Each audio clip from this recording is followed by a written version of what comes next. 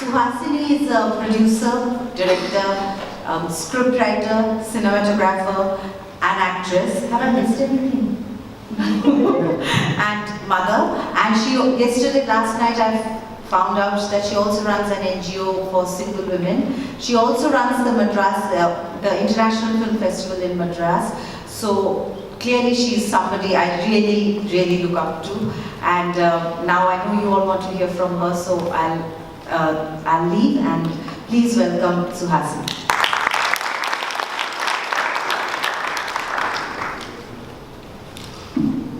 Hi everyone, can you hear me?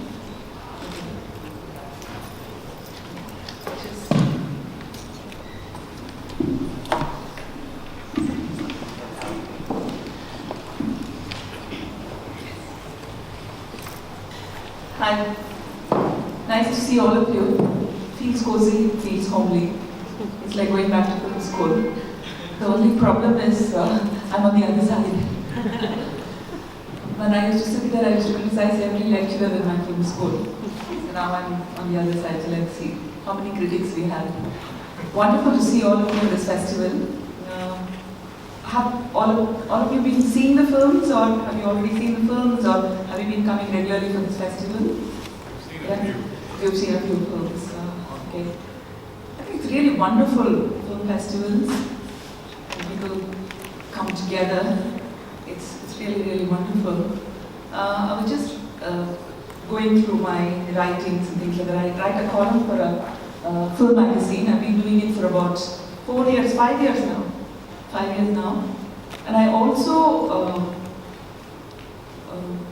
analyze films, Tamil films for a channel, for a television channel for 5 years. So I used to watch 3 films a week and then review the films. And then I don't know, each person has his own way of judging a film. What I used to do was like have a balance. In Indian languages we call it taras, you know, and then I put all the plus points on one side, minus points on the other side. And the balance has to be balanced, otherwise the box office will go for a toss. Because the film would have released on Friday and my review will come on Monday. So it was tough, and then they had this little animation where the minute I say the first plus point of the film is that it's very realistic. The second, I say they could have avoided the melodrama. So what happens is a gold coin goes and sits there. And then a bronze coin goes the other side and it goes like that. So I was doing it for 5 years, and I think that's when I learned more about cinema. I've been an actress for 32 years, and I was a cinematographer's assistant for about 7 films before I graduated. Sadly, Mithu, as I was leaving, my boss, my cinematographer, is in intensive care. He's just been admitted into a hospital. His son was saying that I need to talk to you. I just told him I'll call him in about 2 hours. I'm hoping that he gets better. He taught me a lot about cinema. He taught me about photography and things like that. I studied cinematography in the Chennai Film Institute, Madras Film Institute. We call it Adyar Film Institute. It's the river in Chennai, that's where I studied. But before I went to the Film Institute, like every Indian women who are all here, the parents want us to be doctors and engineers. First choice is to be a doctor, and second is engineer. So I was supposed to be an engineer for my mother. So I had applied for engineering C and the Film Institute, but at the same time I went to study physics. Physics was my major in college. I remember the Monday morning classes. Today is Monday, isn't it? Yes, that's right. It's almost morning in India. I'm getting it because the Monday morning classes where, all the physics, all the jargon that used to come used to put us completely to sleep. But I don't want to repeat that kind of a thing. So let's make it a kind of a friendly talk, friendly thing. I was just, as I was telling you, I was reading one of my articles, and what struck me most was, for an audience, if the film has his favorite actor and favorite writer, he should go with a blindfold and sit in the audience, actually blindfold, and understand the film. It's very peculiar, isn't it? I mean, have you ever tried it? I think we should try it. If you like a like a writer a lot, and if you like the actor a lot, try watching. I mean, maybe not in the cinemas, but at home, if you have the DVD, just play it and see if you really like the dialogue and if you really like the delivery. I think that will be a test. Another wise man said, the best silent film should be watched with a mute button on. Complicated, isn't it? Silent film should be watched with a mute button on, because you can't even have effects, sound effects. If it is a complete silent film, it shouldn't even have, the script should have been so fantastic. Even the, sound of the wind and the water and the cars shouldn't have been there. Or the music shouldn't have been there. When we talk about silent films, we can't miss Charlie Chaplin and Hitchcock. I believe Hitchcock said, what is cinema? People said, photography is truth. It's like Melbourne's cut out. Yes, that is the one. But before that he said that if photography is truth, then cinema is truth 24 frames per second. That's what he said. And then he also said, cinema is nothing but life where the dull pieces have been cut out and thrown away. So that's how he is. And I remember another thing about Hitchcock. I believe he was flying a business class in a plane, and there was a man next to him sitting there, and he was talking a lot, saying that I produce the best dairy products in the US and we export to this country, that country, and we have innovation, we make the best cheese, we produce this, that, and all that. And Hitchcock was totally silent, and then slowly this man asked Hitchcock, what do you do? And Hitchcock said, I produce too. And he said, what do you produce? And he said, I produce goose pimples, goose flesh on people.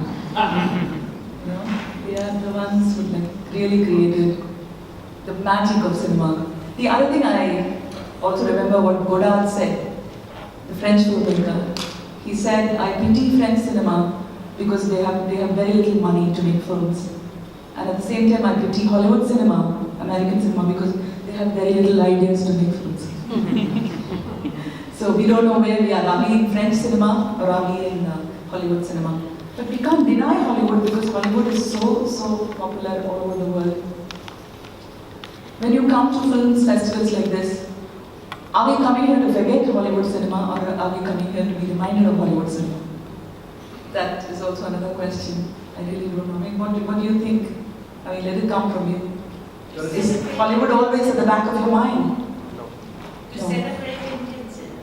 Pardon? To celebrate Indian cinema. You came to celebrate Indian cinema. That's wonderful again. See, the problem with Hollywood cinemas, it's not like they don't have good writers or they don't have great actors, but they are kind of, they are aiming their films pan-world. Okay, they want the sensibilities to be understood by everyone. So they don't take people for granted. So they kind of go on, explaining everything, and then they don't let you read between lines because they're scared about what the box office success. The same thing. It's the same thing with Bollywood cinema also. They are pan-Indian. So when they are pan-Indian, from Kashmir to Kanyakumari, people should understand. So they don't want to be, not used to. It has to be linear. The narrative has to be linear. If it is not linear, then people go, however educated they are, however sophisticated they are, they go and say, it's completely confusing. Why was he old in the beginning and then he became younger later? And then why were there flashbacks and everything? So, there are a lot of restrictions. There's a debate that of late, even Indian regional films are trying to be pan-Indian. For example, Tamil, is it trying to be pan-Indian from what it was, which is more confined to that state in a sense? See, all of us ape the West. We want, because it's like, there are so many women here, but people from the third world, the women, for us the role models have always been men. Even though we look up to our grandmothers and mothers, but we look up to the men who've done newer things in life, so we always look up to them. Similarly, cinema all over the world, even though it started in France, but they look up to Hollywood for inspiration because it's proven success. How much ever you work hard and things like that, the Hollywood films are very, very successful. Similarly, Hindi films are also very successful all over the country. So all the regional cinema also try to imitate them. They try to imitate them to a certain extent. But the disadvantage with Bollywood cinema is that because they are pan-Indian, they cannot do regional, authentic cinema. They cannot, if the writer is from Bombay, he cannot have a Marathi character playing the lead. Shah Rukh Khan cannot be a Maharashtrian and be speaking in Marathi in between. You see, because even though it's so authentic, because if you live in Bombay, not all Bombay people speak Hindi, they speak Marathi too. But you can't do it because if you speak in Marathi, it's not going to be understood in the other states of India. So they have all those restrictions, but in regional cinema you don't have that restrictions. The more authentic you are, the more ethnic you are, the films become more successful. I definitely think Tamil cinema and Malayalam cinema are aesthetically more successful than Bollywood cinema because they have the creative freedom. And the young filmmakers from my state, they don't look up to the West for inspiration. They actually look at their backyard for inspiration. I mean, some of them go to the US, they come to Australia to study filmmaking, they go to France to study filmmaking, but they come back and take out the stories that are buried in the alleys, in the deep alleys, in their the villages and towns. In the last 20 years, Tamil cinema has absolutely become brilliant because they're close to reality and authentic and things like that. We do have commercial cinema, it being the Hollywood and the Bollywood, but then this extraordinary realistic cinema that's happening. So I want Mithu to bring all those films next year. You brought Sudaka over here. Yes. Yeah, which is like a black comedy, which is okay, but there are several other films that you should also see. I'm not trying to promote Tamil films, I'm just trying to promote something I know of. She told me that I'm a cinematographer and writer and actress and producer and all that. I'm also a film curator. I curate South Indian cinema for international film festivals, Dubai and Berlin, and Busan too. So I kind of try to bring the cinema to the places that they might not have access to. That's what I'm trying to do. So it's really wonderful. I also do other things. My husband is a filmmaker and he got a grand prize in Venice Film Festival about 2 years ago. And he doesn't prepare for all these functions and events. He only prepares for his scripts and he just told me, I don't know what I'm going to say. I said, no problem. You're going to be saying something in English and somebody's going to translate in Italian. As long as the interpreter has his lines done, you'll be fine. And sometimes they do change, They're such gentlemen and ladies, they do change the line. But he said, give me some lines. So both of us sat together and prepared something. And he said that, I have come to Venice. I have come to Venice this far, not because I made films that took me to Venice. There have been my gurus, people who are pioneers of Tamil cinema and Indian cinema like Guru Dutt and Satyajit Ray and so many people, Chetananand and in Tamil, Mahendra, Balu Mahendra, Bharati Raja, K. Balachandran. And he said they never thought of Venice and Cannes and Berlin. They thought of the farmers who worked 18 hours a day in 40-degree sun. Okay, they toil in 40-degree sun 18 hours a day and they come back home, have a shower and go to the movies to watch their favorite actors and actresses and their favorite stories. That's all they thought about. They wanted that particular person to be pleased. That person was pleased and the films did well and that paved the path for people like Maniratnam to go to this. So I guess that's more important than wanting to be international and sophisticated and aesthetic and different. So just a quick note, we still can't get over Mauna Ragam, it's still there. I was a baby that time, but then we still can't get over. We just watched it last week. He's talking about one of my husband's films, which is about a girl who's not gotten out of her first relationship where the man died, and then she has an arranged marriage, and she's not happy in the marriage at all because she's still, delving in the past, that kind of a film. And then slowly how she falls in love with her husband is the story. When the film was released, I was acting in Tamil films and I had no time to see the Telugu films, so I didn't have the time to see. So my sister actually told me, there is a new film called Mauna Ragam and somebody we know has directed the film. He used to come home to see our uncle. So he's directed the film. When you don't know about a film, that's not good enough. So I said, I heard it's a Wilson Wood story, I don't want to see it. Then I didn't realize that in 5 months I was getting married to the man who was good. So I was 3 years when that movie released. We still can't get over it. Yeah. Once in So I can calculate because Once in I a was month? 26 when the movie released. Like 23 years older to me. I mean, younger. Yeah. That's a slip of a tongue. It's awesome. Maybe we should put it next year. Yeah. It's a 1985 film. Yeah. But- No, 88 film. 88. But still relevant? Yeah. Still right. relevant. Right. So coming back to the dialogue, okay. The best dialogue in the film is the dialogue that's not been spoken. It's exactly like how we talk about cinema. Cinema is about what is in the frame and what is out of the frame. What is out of the frame is actually more important than what is in the frame. I told you about how to watch a dialogue movie, your favorite actor and your favorite writer, then you blindfold yourself and go and watch it. I think I belong to the other section of watching a silent movie on a mute button. Because I told you, the best dialogue is a dialogue that is not written. The same can apply to cinematography also. I mean, I studied cinematography, so I was taught by my boss, if the audience appreciate a red sky, or a bright light, or the black and white, and the lighting design in the film, and the camera movement, then the cinematographer has failed.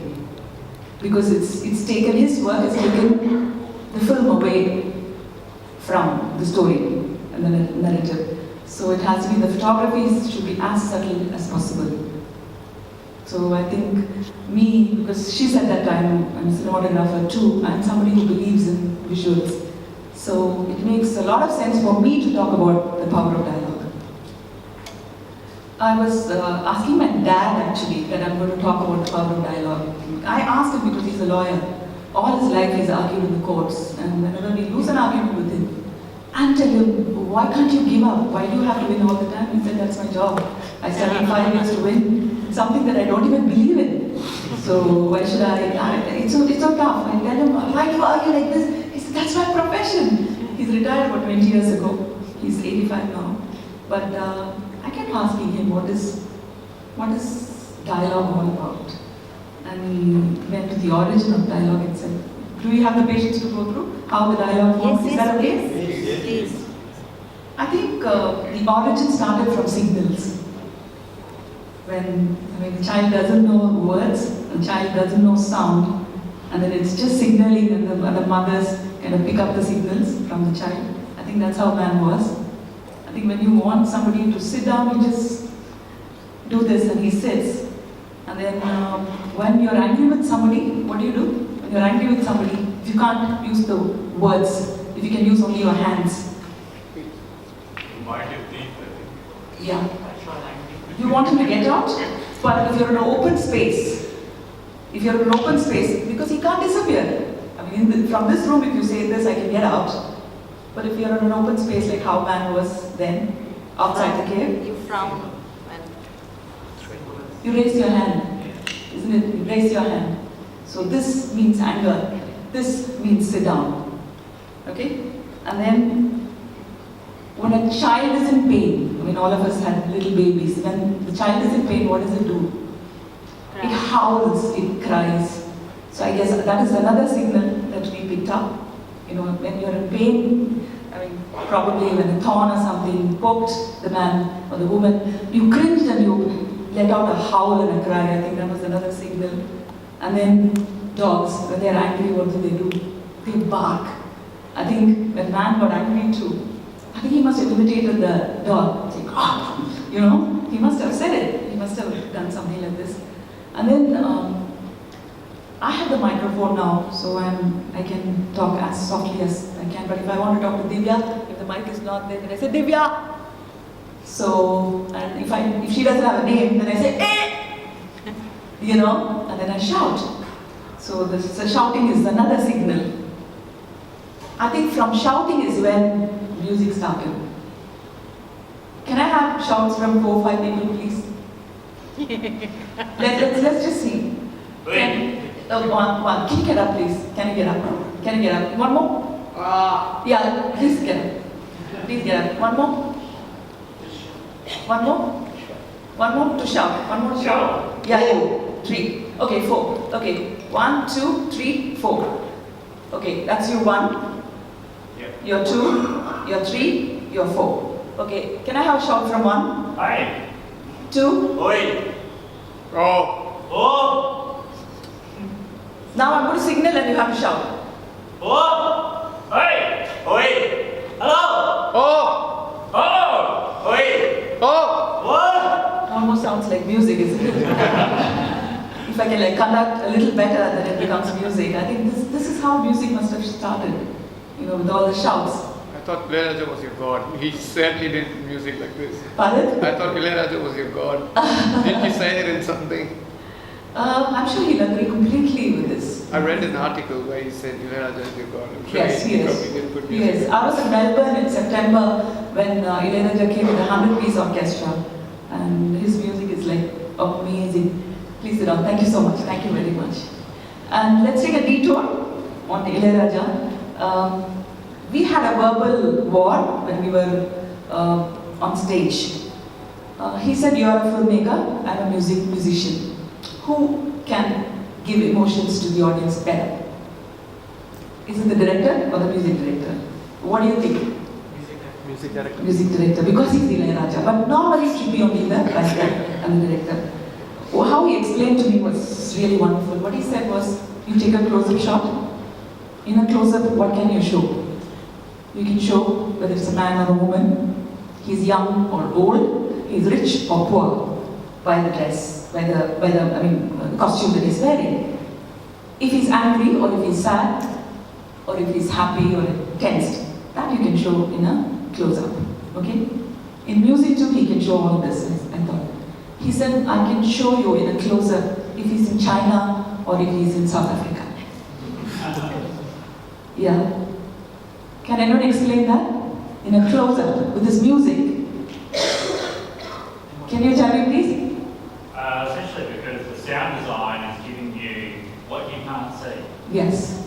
Absolutely. Brilliant. Brilliant. I was so happy with Ilayaraja's, that argument, because that's understanding of cinema, like he said. Really, in a close-up, a cinematographer can only light up the face. The writer can only give a dialogue. But in a silent shot, a music director can change the geography of the whole, the person and where he is. That's the best part about music. Okay, music has that magic. Then how did the rhythm start? Some of us have gone to South America, haven't we? There are the hieroglyphs where from one hillock to the other hillock, they drew patterns so that they don't get lost. So people will see the patterns and they got back.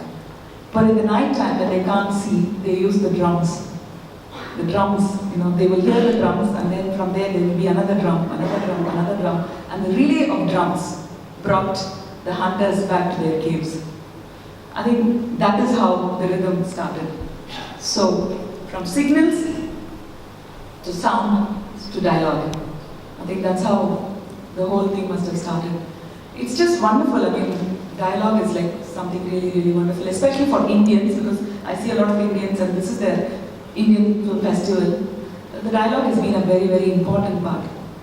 This is what my father said. I asked my husband, what is the importance of a dialogue in a film? As I was coming, he's in Kodaikanal, I just called him and I said, I'm going, what do you say? He said, the most crucial part of the film, or the most crucial moment in a film, is usually without a dialogue. I think if you start recollecting the films that you've seen, you'll remember the best films that you've seen, which have stayed in your minds for a long time. The crucial moment would not have had a dialogue that was too powerful. It would have been simple, like, I'm leaving, or that's the end of the world. Something like that would have been something very, very simple. But having said that, it's the dialogue that prepares the best moment highlighting the moment in the film. That should prepare. The dialogue is the one that should prepare the moment. And then after the moment is also done, if there is some retrospection and analysis of the moment, that is also done by dialogue later on. So usually the best moment in a film is not with dialogue, it's always without dialogue. But first dialogues are always very, very important. As she told me, as she told all of you, I studied physics and then I studied cinematography. In my second year, I went to work with this gentleman who's now in hospital, Mr. Ashok Kumar. I loved his lighting, so I asked him, can I join you? So he took me in as his assistant, and I was working with him. And suddenly, they were looking for a young girl to play a role in a new film from my unit. And Padmini Kolhapuri, I think some of you know who Padmini Kolhapuri is. She had agreed to do the film, and we did the makeup test for her. So, like, in fact, I was the assistant holding the light for her and the reflector and things like that. And then a month later, she got back to us saying that she signed a true film contract with Nasir Hussain, and she cannot act in a regional language film, and they didn't have a heroine. So they didn't know what to do. Even I was worried because I had taken time off from my film institute, from my school, and I was ready to go to the location in about 15 days, and there was no heroine. The hero was Mohan, and the other hero was Pratap Muthu. Then the director asked me, the filmmaker asked me if I liked the film. Wow. He asked me if I liked the film. I ran away from there, completely ran away from there, because the Indians know our famous athlete, P.T. Usha. I used to look like her, really, because I was always out in the sun with a ponytail and, working in jeans and shirts and things like that. Very rarely I remember that there was a woman or a girl. So, and they wanted me to be the heroine of the film. So I got scared and I ran away and I didn't go back at all. And then my cinematographer called me and said, we have a theme discussion, lighting pattern discussion for the film, so you come. So I came, I went. I thought probably Padmini Kolhapuri agreed to act in the film. And anybody from Chennai? Okay, you remember the drive-in restaurant? We go, Woodlands drive-in restaurant, we go in and they put a tray outside and they ask you, what do you want to eat? We'll say chana bhatura. Bread piece masala. Yeah? Remember that? Okay. So he ordered 2 ice creams, my favorite ice creams, and he said, just one film, okay? Just one film. I'm supposed to beg you. I just hate it. You are a nobody. You just come to learn cinematography from me, but now I have to beg you and convince you.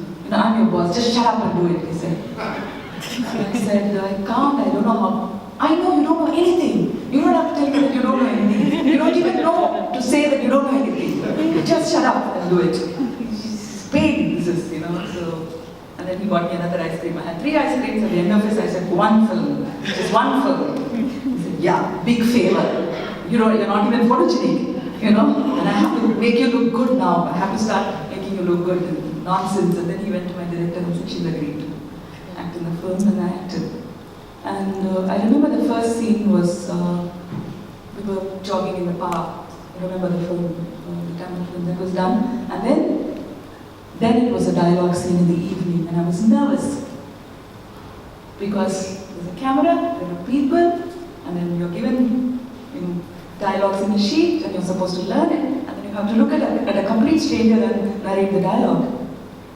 It brings me to the film. I didn't realize these things are there. And I started, and as we were conversing, the assistant director, AD, who's actually a colleague of mine, said,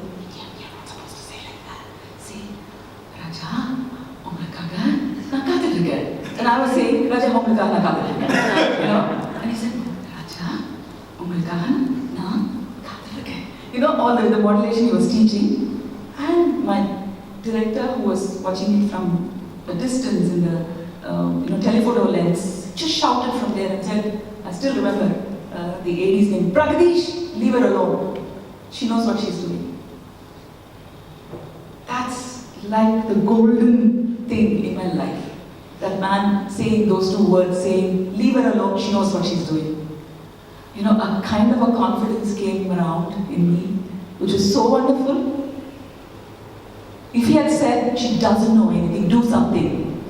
If he had said it, it would have been a complete disaster. I won't be here talking to you about power of dialogue.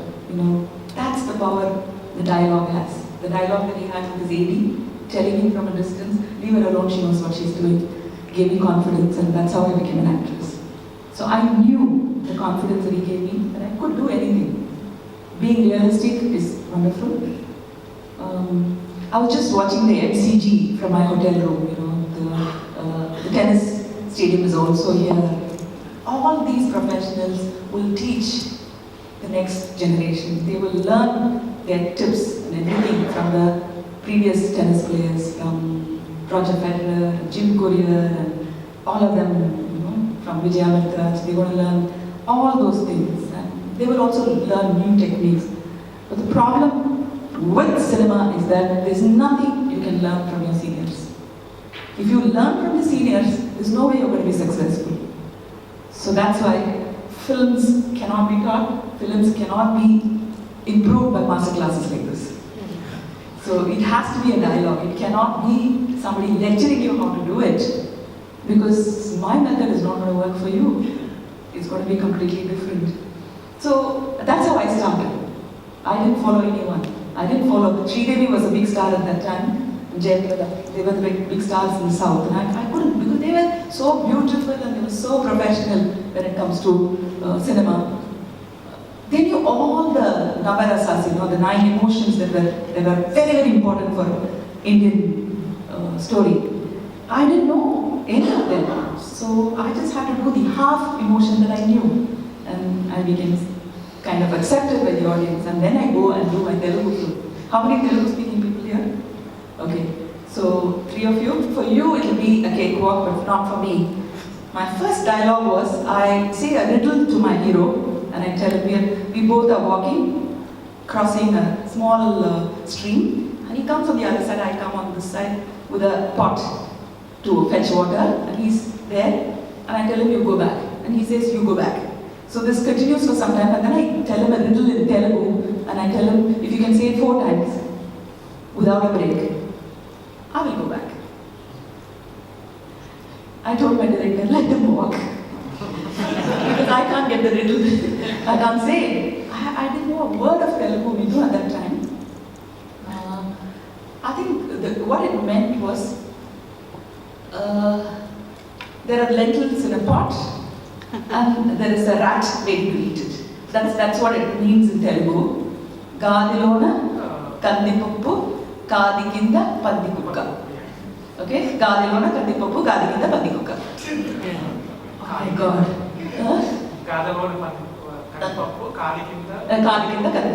Pandi kukka. Oh my God. Gadilona kandipuppu kadi kinda pandi kukka. ఈ మాట గబగబా 5 సార్లు అనాలి, లేకపోతే నాకు దారి చేయాలి. My God, it was so difficult. My first ever dialogue in a language that I didn't know was a riddle. Oh my God, I don't know how I said it, and I kind of managed it. And then I do another film in Telugu with Chiranjeevi Garu called Manchu Pallaki. That's my first film. There I asked them to sing a song because it's a festival, it's a festive day.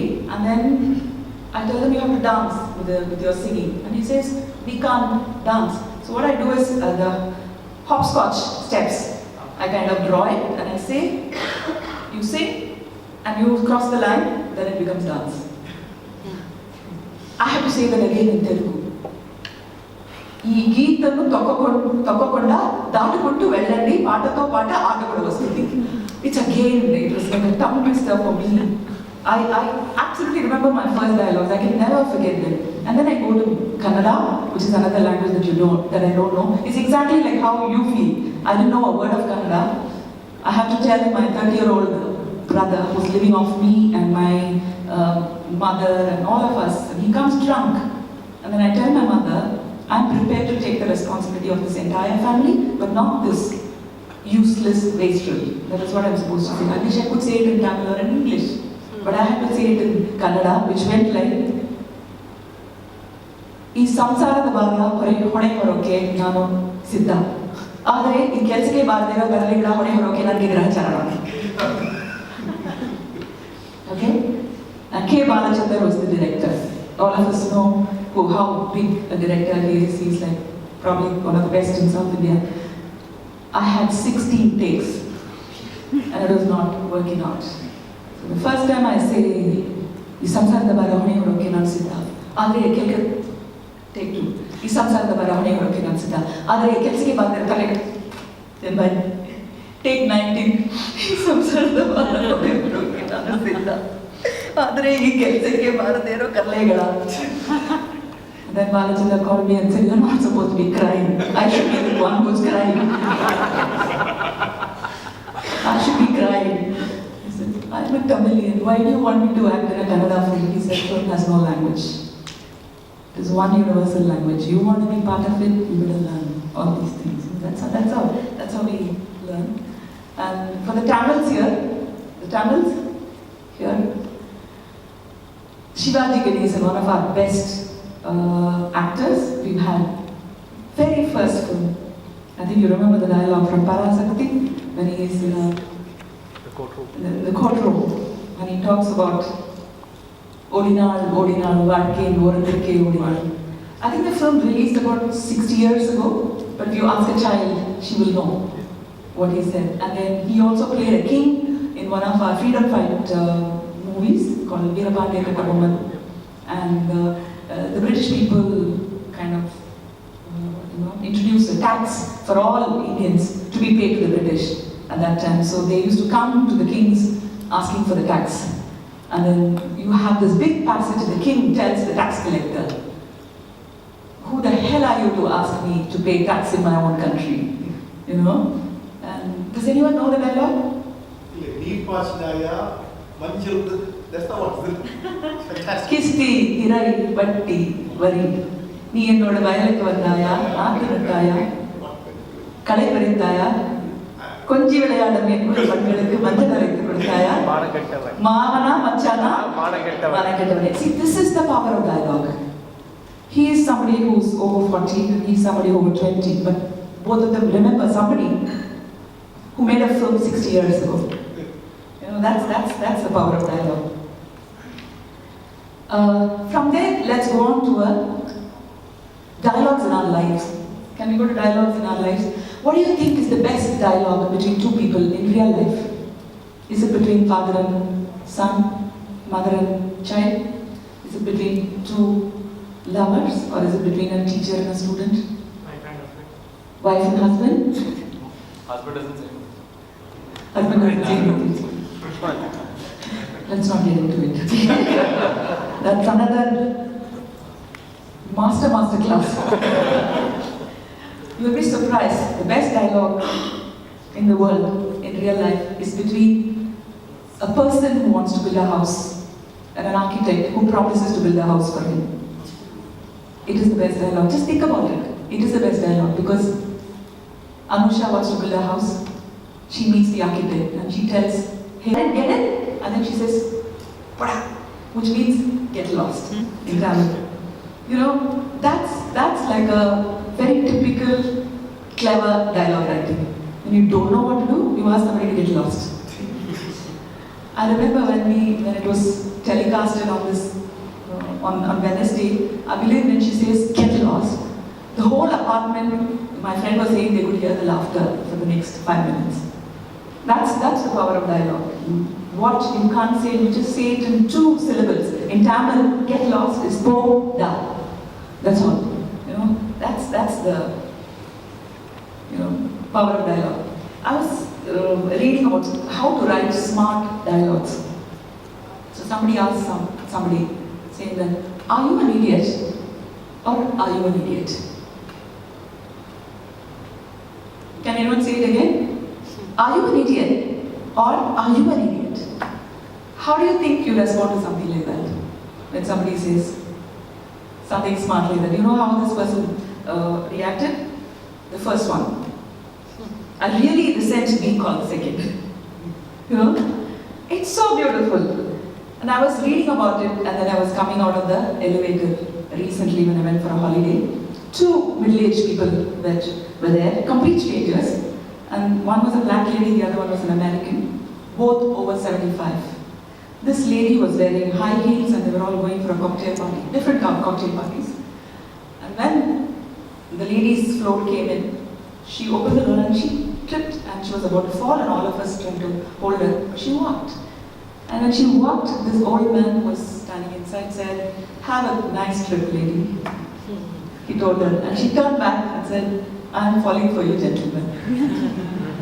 I was just watching it and I said, we are trying so hard to create smart and interesting dialogues, and here he is. Here there are two people, complete strangers who don't know each other. I'm sure one is from one continent, the other one is completely from another country. But they absolutely communicated with each other with the power of dialogue. Okay, so I'm going to come out with some dialogues which I think some of you will remember. Pardon my English, but I'll try to say it in a way that you understand. Wait a minute, you haven't heard nothing yet. Wait a minute, you haven't heard nothing yet.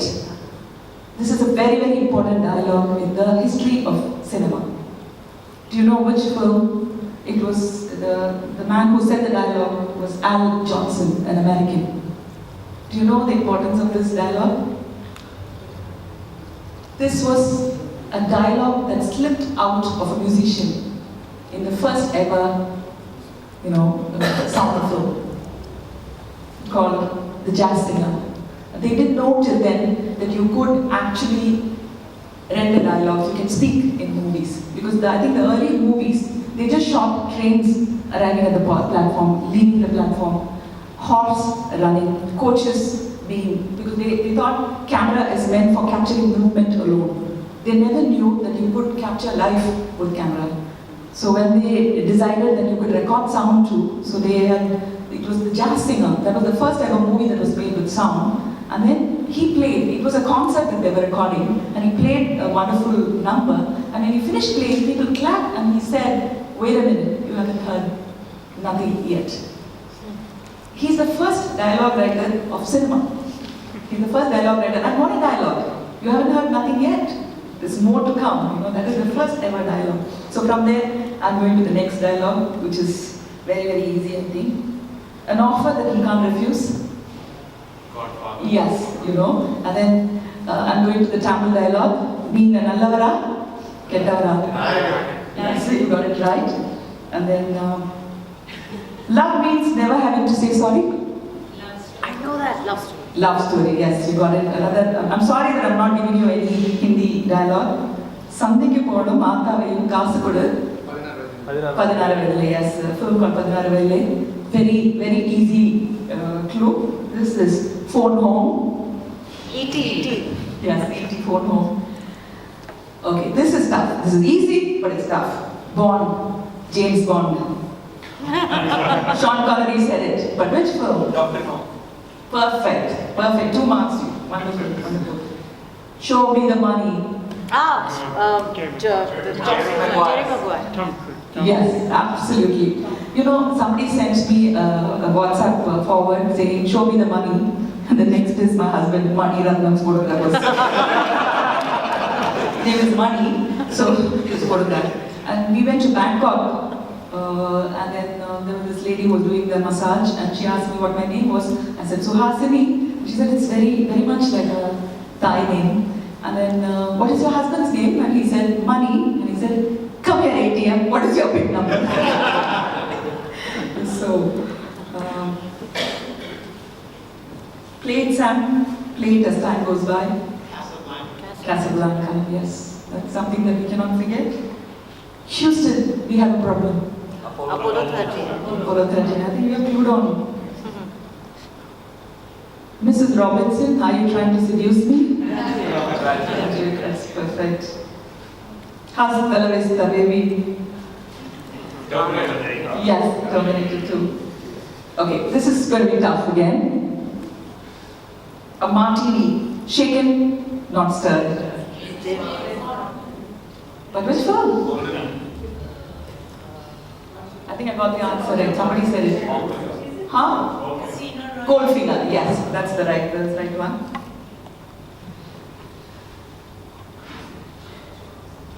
Okay, this is a little tough. Surely, you can't be serious. I'm serious, and please don't call me Shirley. Yes, you got it right. I really love this dialogue, you know. I think it's really, really sweet. Surely you can't be serious. And he says, I'm dead serious, but don't call me Shirley. Leslie Nielsen in Airplane. And I am the king of the world. Titanic, yes.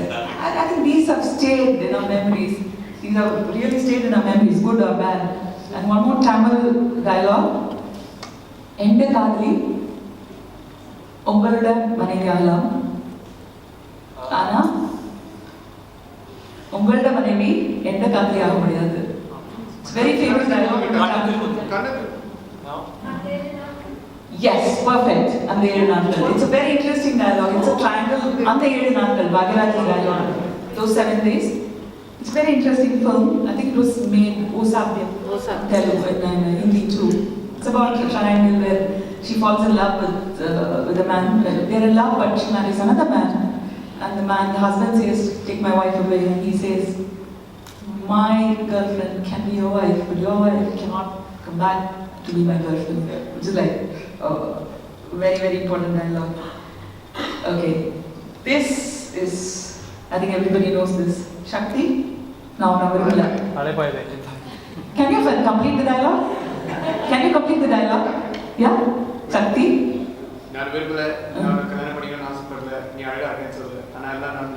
Super! It's my husband's dialogue. I think I wrote it, but I don't remember. I have to try to remember it. I have got it written down. Shakti, now na virumbala, one mele aasapadala, nee alaga irukku nenikala, ana nadandrumo bayama irukku. Exactly, you know, he says exactly what is written here. You know, it's really wonderful. I mean, this is what the power of dialogue is all about. I particularly like 2 films that were based on dialogues, and I think both films the actors improvised the dialogues. I don't think it was really written by the dialogue writer themselves because they were given credit. I think in Queen too, Pamela was given credit for dialogue writing. I think she was given, Julie Depp. Who's the other actor? I forget. Before Sunset actor. Who's the actor in Before Sunset? Before Sunrise? The American. Ethan Hawke. Yes, Ethan Hawke and Julie Delpy. Before Sunset, the series, whole series, I think, the gist of the scene was given to the actors and they improvised. The dialogues were all written by him. The other film that I really liked is Certified Copy. Juliette Binoche and William Schimmel. 2 people. The whole thing is about conversations between them. I particularly like the dialogues in French cinema. I think they're like fantastic. The dialogues are written so beautifully. The most important thing in a dialogue is to hear what is not said. Exactly what I told you earlier. The most important thing is hearing what is not said. Can we have a small exercise? I want 2 people, 2 volunteers. 2 volunteers. A and B. Okay? A and B. Shall I read the...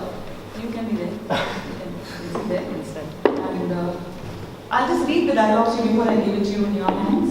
Okay. Sit there. Who's A? You're A? Okay. And you are? B. Okay.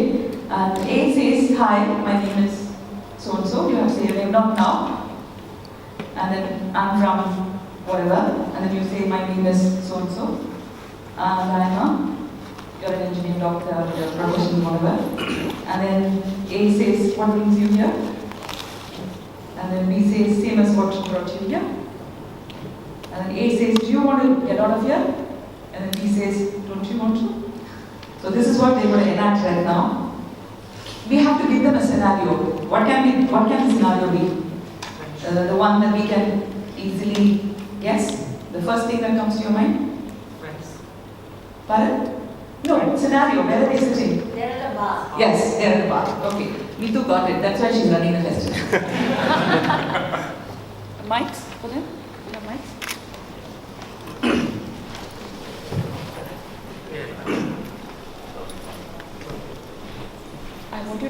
I want you to practice without the mic and then say it. Okay? So I'm saying it Yeah. without the mic? No. Yes. And we should hear it first, and then when you're ready, tell us, and then the mic. So we pretend we're not listening, and let them practice.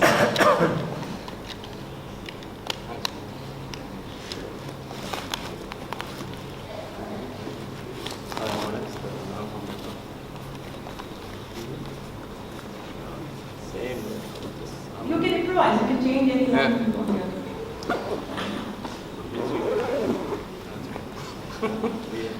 I think they're ready. So you guys are sitting in a bar, you don't know your names. You don't have to be yourself, and you don't even have to be a man, okay? You can choose. You can choose whatever you want. That's why I've given those lines as lines. Sure. Okay, you ready? The mics? Sure. Okay. Check, here we go. Hi stranger, my name's Jennifer. I'm from New York. Where are you from? My name is Karan, I'm from Melbourne. Karan, is that an Italian name? No, it's Indian name. What brings you here? Same, what you hear? Really? Do you, get out of here? Do you? Hey, that's wonderful. Really nice, really nice. I think they'll be very good. Now, shall we change the scenario? Shall we change the scenario? The same dialogue. Shall we change the scenario? You both are prisoners. One is a life imprisonment convict, the other one is like in for rape or whatever. So you're going to be there for 30 years, the other one is going to be for 50 years. You have dug a hole. And you're like a tunnel, and you're coming out, and somewhere you meet, and there's another guy digging a tunnel from the other side. So say the same thing as you're digging the tunnel and meet the two of you. Alright. Will it make sense, the same dialogue? Yes. Okay. Think about it, think about it. Okay, it's a prison. And you're digging, and you've dug, and you've gone under the tunnel, and then you look up, there's another guy digging the tunnel. Both of you look at each other, silence, and then you talk. Okay. You've got to be kidding me. Time to introduce me. My name's Ray. Where are you from? Same place you were. What are you doing digging a tunnel? What made you escape? Same thing, what are you doing here? You obviously want to get out of here. Do you want to join me? Yeah, sure, huh? Yeah, let's do it. Okay, they're like seasoned criminals now. Absolutely happy. That's wonderful. Thank you so much. Thank you very much. Thank you. Wonderful. I need 2 more people for the next dialogue practice. 2 more people.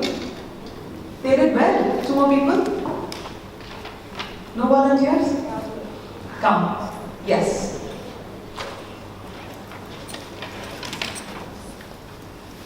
Should I read the dialogue or you can read the dialogue yourself? You read? Okay, I'll just tell you. Okay, she's A and she says, I need to tell you something important. And he says, I'm busy now, can't you wait? And she says, no, this one cannot. And he says, tell me. And then she says something and he says something. Okay?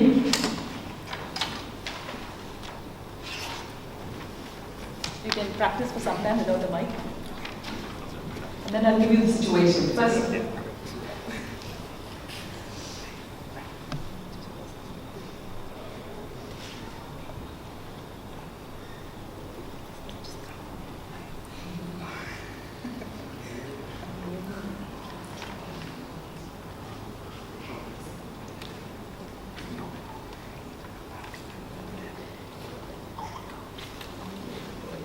okay, now they'll practice. I'm going to make it difficult for them.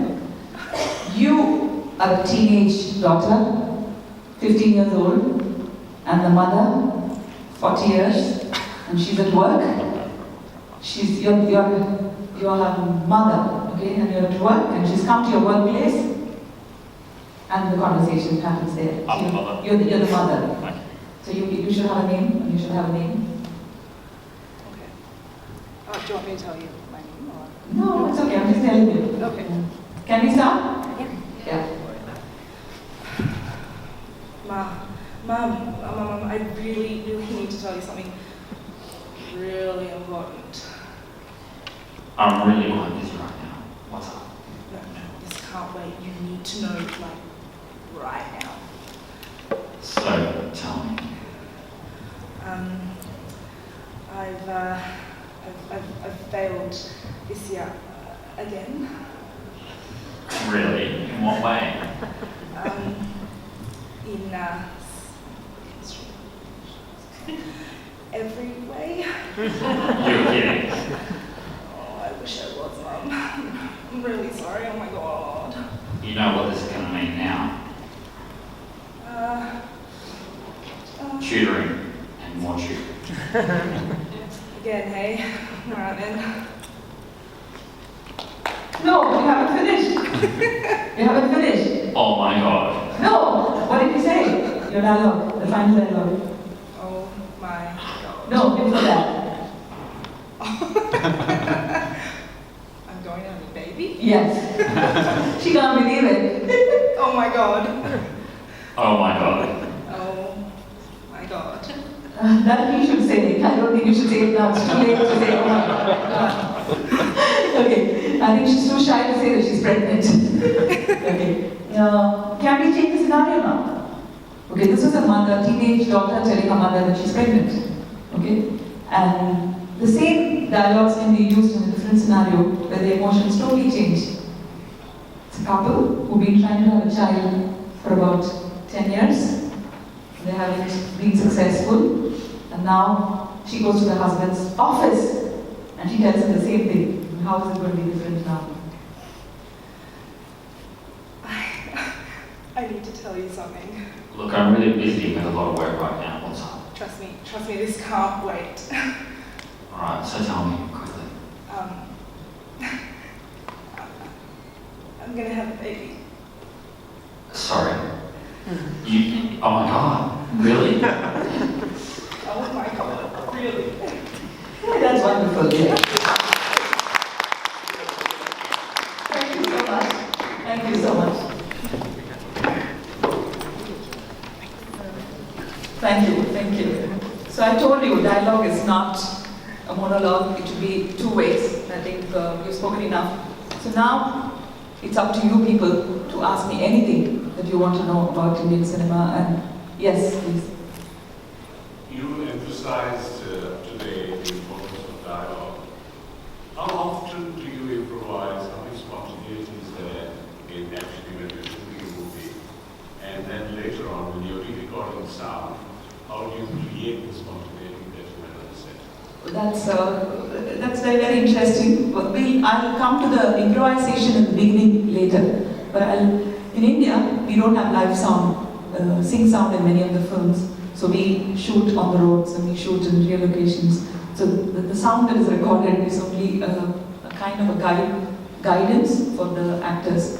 After the film is over, we have it like the animation voice dubbing. We do our entire voice over and again. It's called dubbing in India, but in Hollywood it's called re-recording. So we create the entire thing. So the entire film, the 3-hour film, we act it out again in our studios. To say that we improvise during the re-recording, it never happens, sir. It's so difficult to get the modulation that is spoken and done during the shooting, because the atmosphere is so beautiful and there's a wonderful actor next to you and 200 people are charged. They are not in front of camera, but you are in front of camera on behalf of them, you know, you are representing them. So the energy that is there in the location is so fantastic. We don't even get 80% of it in our re-recordings and recordings. We don't get it during dubbing at all. Some of us can imitate ourselves well, the others they find it very difficult. But if you missed a few lines or the pronunciation is not right during shooting, there's always room to correct. Right now, Indian film has become so global, and we have Katrina Kaif, who's acting in a Hindi film, and she can't speak Hindi very well, and we have a girl from Bombay acting in Tamil films, and then we have Bombay actors acting with me. Like for me now, when I act in Telugu films, my husbands, the guys who play my husbands are not Mammootty and Mohanlal because they're still acting with younger girls. So I have Pawan Malhotra, Ashish Vidyarthi, and Rahul Dev or somebody, all those people come down and they suffer so much because they don't know the language. In fact, we call them cutter actors. Sorry to let out some of the secrets because it's so difficult to remember a language that you don't know. So we have these light cutters, we write to them. So they look at one cutter and say, I'm not coming here. And then they look at the other and say, I'm very angry. And another cutter and say, I'm walking out of your life, because the camera is there around that. So when we go to a set, it's so wonderful to see Hindi written everywhere. Oh my God, one guy was but his life was made miserable yesterday. We were very happy, that kind of thing. When it comes to dialogue and acting, I think there are a lot of Indians here. We call it Jiva Marana Poratam. It's Jiva Marana Poratam. It's a struggle between life and death. The life starts when we hear action, and the death happens when they say cut. In between the start and cut, the actors are total orphans. There's no monk who's flown in business class with you and staying in the 5-star hotel, eating the 5-star food. She cannot help you do your lines. Nor your coach, nor your secretary, not the makeup person, not the assistant directors. At that point, we become orphans. It's our journey from start to cut. Complete. If you are envious of actors, just remember most of the time in their life they've been orphans. They've been doing things completely on their own. Nobody can push them. Even in football, when they're playing, you can't take directions from your coach. But when you're acting, there's no way you can take directions from your coach. On stage, maybe you can take prompting, but not in cinema, So that's why I said improvisation is so tough. But when you're acting, sir, yes, we do improvise. But for that, you cannot be Suhasini, who was acting instead of Padmini Kolhapuri. No. At that time, they don't take you seriously. Now, that I'm over 50, whatever I say goes. So I go there and change the dialogue, and then it happens. We improvise. So who does have greater impact on making a dialogue memorable? It's the writer. So just interested in knowing, when we remember all these great dialogues, who's had a bigger hand in making them memorable? The person who wrote it or the person who delivered it? Steven Spielberg said it so beautifully. If there's nothing on the page, nothing on stage. If it's not on the page, there will be nothing on stage. Absolutely nothing on stage. So it has to be on paper. But the writer knows that actor is the most important thing for him. Than his language, than his experience, than the emotion. The actor who delivers it is the most important person. I'm just wondering. Knowing who's a good director never writes dialogue for an actor. No, he writes for the character. He always writes for the character only. It's not for the actor. But he knows if Amitabh Bachchan is acting, then he'll be very good at it. So he will actually have dialogues which are difficult. But it is not true in Tamil cinema, isn't it? They write dialogues only for Rajinikanth. Those are not dialogues, they are one-liners. Yeah, but One-liners. Okay, what is dialogue? When is a dialogue written? When is a dialogue written? A dialogue is written to establish a character, the behavior of the character. It tells you where the character comes from, what kind of society he is involved in, and what are his emotions at that point. Okay? So, dialogue is always written according to the character, the movement of the character, or the plot movement. When the plot moves, lines are spoken. When the character is moving, lines are spoken. But if there are jokes done by Vivek and Johnny Lever, that's not dialogue. That's really not a dialogue. Because how many dialogues do you remember after you come back home from the movies? You don't remember because they are irrelevant to the film. They are irrelevant to the film. But the one-liners that you're talking about in Rajinikanth's films and some of the, I don't know if Hindi films have so many one-liners. Do you have so many one-liners? No, I think now they do. we do. Last Yeah. 5 years they do. Yeah, I think it's that way one-liners are there even in Hollywood films. All that I read was all one-liners. But that is part of the characterization was in Tamil. Yes. It is irrelevant to the character and irrelevant to the plot. Yeah. it's more of hero worship, isn't it? Like, he has to say that, otherwise. Yeah. See, the problem is, in a hero-oriented film, it's not a new story. He's from a humble background, but he goes to America and studies and comes back and corrects India. And he kills all the bad people. This is the story of every Indian film that we've seen. And so, you don't remember the story, you remember these one-liners, because these one-liners are more interesting than the story. Because that's the Yeah, the stories are so irrelevant that you don't remember. The one-liners, they are smartly written. We cannot write them off also completely, some of the one-liners. Yes? How about your dialogues in Cecil? Yes. That's a good one. Actually, I'm known for my dialogues in my Tamil, Telugu, Kannada and Malayalam films. Because I speak all the languages. Very few women, I think very few of us speak all these 4 languages. I think Prakash Raj is one who can speak all these languages. Kamal is another person. Srividya, actress Srividya, and Sridevi to a certain extent, she can speak 2 languages she speaks. And I think me and only about 4 or 5 of us speak all the languages. When I was doing a very important film with K. Vishwanath in Telugu, he said, your USP is your dialogue delivery, so I'm going to highlight it. And he told me, you're going to play a deaf mute girl. You're not going to speak a word. You know, that looked so arrogant to me, but that's how cinema works. You take Suhasini, who's known for her dialogue delivery, and then ask her to shut up. So he remembers the film because in that film, I didn't speak a word. But yet he remembers the film. I mean, that's wonderful dialogue writing by a creative writer. He doesn't need one-liners like the lines that we have. So in the films, that characterization is important or dialogue is? In India, Indian films, we don't know the difference between acting and dialogue. When there's a good dialogue written by the dialogue writer, we clap for the actor. We don't even know that we're actually clapping for the director, for the writer. So we don't even know. I think some of you don't know how films are seen in India. I think even the people who live in North India don't know. For example, I have been seeing films only in South India. When I went to see Roja in Bombay, I was shocked because people were watching in total silence. And there were little smiles, and little sighs, and little, that is all I heard. But in South India, if you see a film, people are having a ball when they watch a movie. Papers flying everywhere. Huh? Papers are flying everywhere. Yes. It's funny. You come in, and your favorite actor is there, you scream and... I ended up writing a story for the ABC website, and I just wanted to ask you, how important is Australia for the Tamil film industry? Is it even seen as a market? The first thing Australia is important for us is the cricket players. We cannot live without, Brendan, McCallum and Mike Hussey, and they're all like family. We're ready to adopt all of them, keep them in our houses because, Australia is known for cricket for us.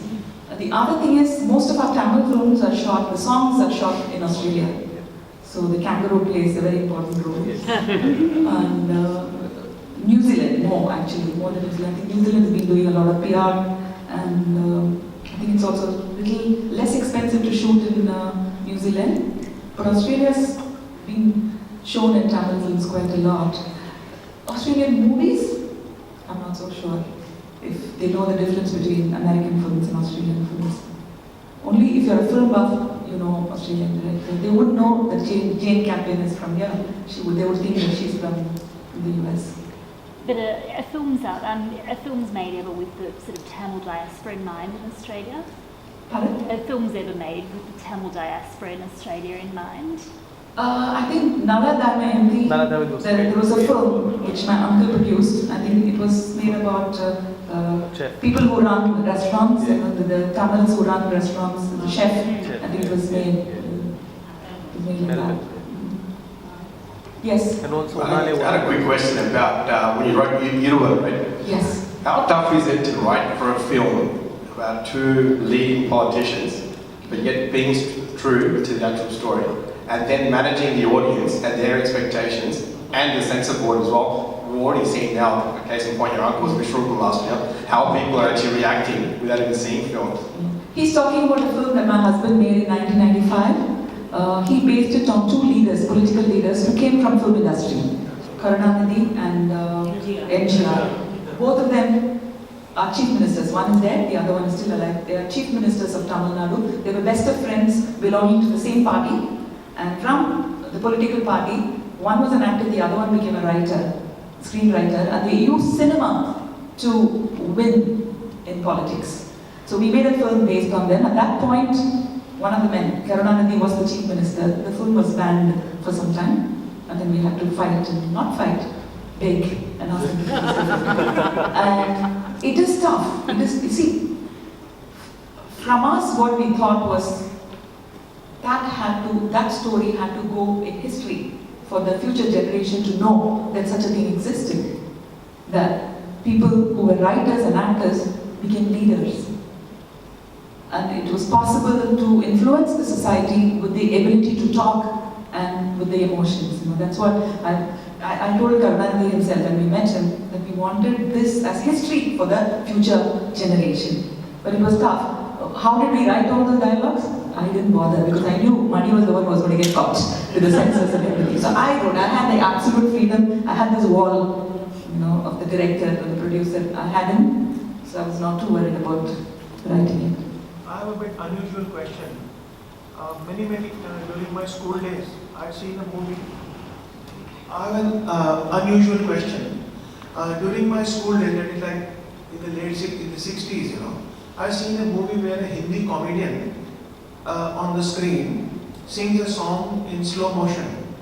So till now I wonder how did it happen, how, it was Mahmood who sang a song in slow motion, and the song was not slow motion.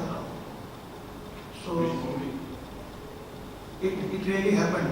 I always... Was he like acting as if he was doing slow motion? Slow motion, yes. And the song was not in Kamal did it in Yeah. So how is that done, It's just the expertise of the actor, and sometimes there is some hidden secrets which they won't tell you why we did it. We can run the film faster, slower, and do it. Twice the speed to Yeah. Oh, okay, thank you. Recently, he remembered the Alai Padikare dialogue, and when it comes to cuddling, so we didn't remember any dialogue of cuddling. And my question is that... Because I didn't write the dialogues. Maybe the... Even Alai Padikare, I didn't write the dialogues, so that's okay. When the story plot is the important or the dialogue, people remember when the film is success or dialogue itself the people remember. That's a gimmick actually. See, when you write a dialogue, a guy tells a girl, I'm just translating it for non-Tamils here. It was a film, Satya in Hindi too. The Tamil version had this guy going on a train, talking to a complete stranger, a girl, telling her, I don't like you. I don't desire you. I don't even think that you're beautiful, but I'm afraid all this will happen. And he gets off the train. So this is a gimmick. This is a gimmick of the character itself. So the characterization is important and matter? No, I think any youngster who is trying to impress a girl will say something atrocious when he wants to win a girl over. So it is a gimmick. It's realistic, but it's still a gimmick, isn't it? It's a pickup line, isn't it? It's a pickup line in a bar. So you will do anything. It doesn't have to be realistic. If you repeat the same lines after they got married, if the wife says, she says, he would say like, oh, amnesia, I don't remember, I think it was somebody else who said it. So it's not a realistic, it's a fantasy thing. Anything else? I think we've come to the end of the session. Did anyone feel this was a class? No, it's not like a physics class. One small question now is raised. You said you're comfortable with all the four southern languages, but you did refer to three, but not one, which is Malayalam. Why? Is there a reason why you kept it out? എനിക്ക് മലയാളം വായിക്കാൻ അറിയാം പറയാൻ കുറച്ച് I will explain this to you. My first dialogue in a Malayalam film where I went to dub was ഒരു teacher, ഒരു student in മുഴുവൻ details അറിയണം. Okay, I went to dub the dialogue. I got the ഒരു right, student I didn't get right, ഒരു I got right, the teacher I didn't get. മുഴുവൻ I got, details I didn't get. So I was rejected. The three English words, I didn't get it right with the Malayalam accent. See, that's the nuance of the language. It's not enough if you speak right Malayalam. You have to speak English the way Malayalis speak. I couldn't get that. I was really bad. Uru teacher. I couldn't say teacher. I had to say Uru teacher. I mean, if you say, you can't say in Malayalam Uru teacher. You can't say, you have to say Uru teacher. Uru student name. Muruvan details അറിയണം. I'm saying it wrong. I'm not able to say it. Yeah, I didn't get it right. Yes. I haven't seen much of South Indian cinema, but what's your all-time unique All-time favorite? Can I say a film from here? I like Lunchbox. I like Filmistan. And I like Shahid. Really liked all those films. Really liked, for the festival when I saw these films, I really liked. Of course, Baag Milka Baag moved me because of the history. Let's talk about the recent films. Yeah, I'm going to watch that. I mean, Hindi films have really evolved in the last 4-5 years. Extraordinary. The character actors are so good. The girls are acting very well. Of course, Hindi always had fantastic actors. Music was always good in Hindi. It's always good. We always appreciated and we always learned. If you talk to any musician from the south, they talk about R.D. Burman, S.D. Burman, Mohammad Rafi, Manali, and Lata Mangeshkar, things like that. And same Dilip Kumar and Amitabh Bachchan. Every south actor is a big fan of either Dilip Kumar or Amitabh Bachchan or Rajesh Khanna. I'm a big fan of Rajesh Khanna. I want to marry somebody like Rajesh Khanna.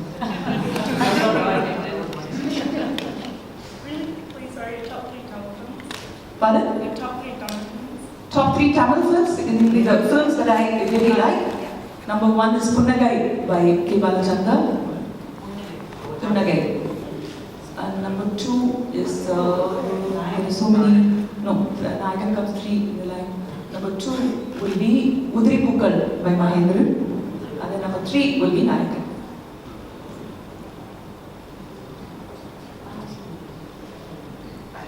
Yes. So like you mentioned the Kattabramana dialogue, right? Maniratnam, why you wouldn't write that kind of dialogues in films? Like there is a critic like when in the Guru film, if he would have placed the dialogues like a punch dialogues, would have reached more people or? No, I don't think so. I mean, he's capable of writing powerful dialogues, but he knows when to write and when not to write. See, that's the best thing about filmmakers. It's not like filmmakers cannot write an interesting comedy scene or an interesting emotional scene. They don't think it is necessary for that particular film.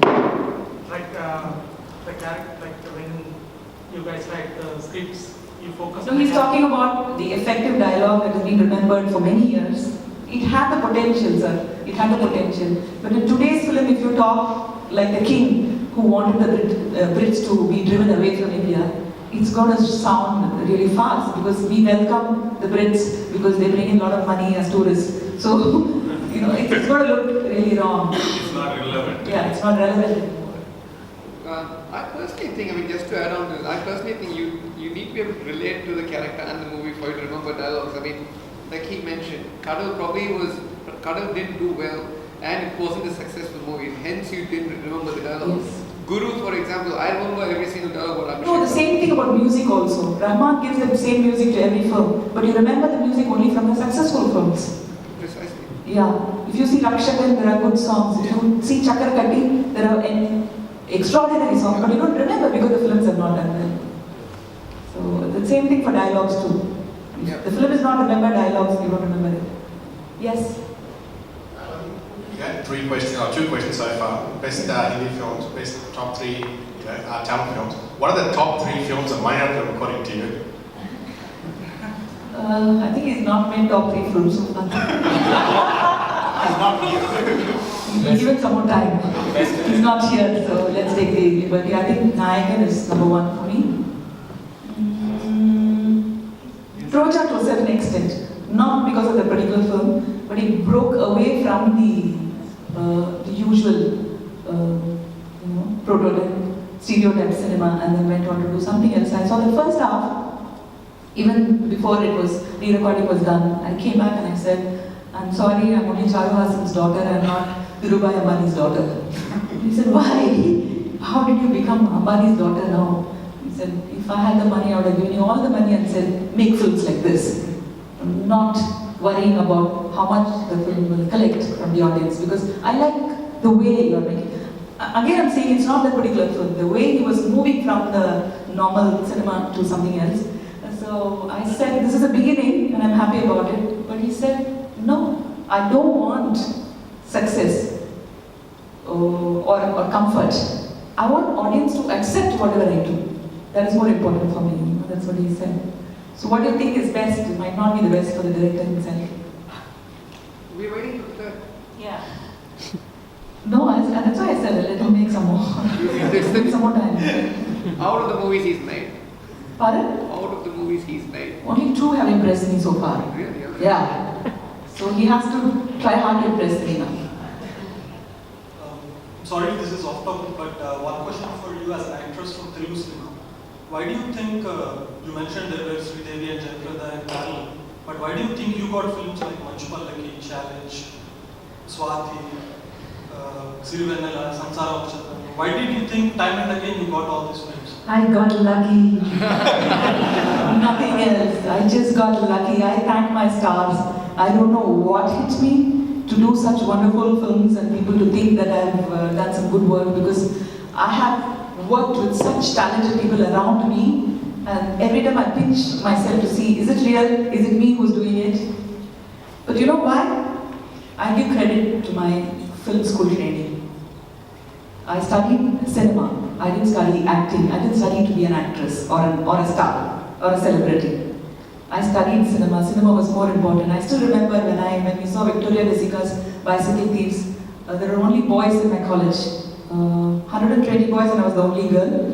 All of us, so 119 people watched the film and sat there, and one student was crying. And I was crying. And PC Sriram, cinematographer, was next to me. So one of my classmates was trying to console me because we were all the same age group.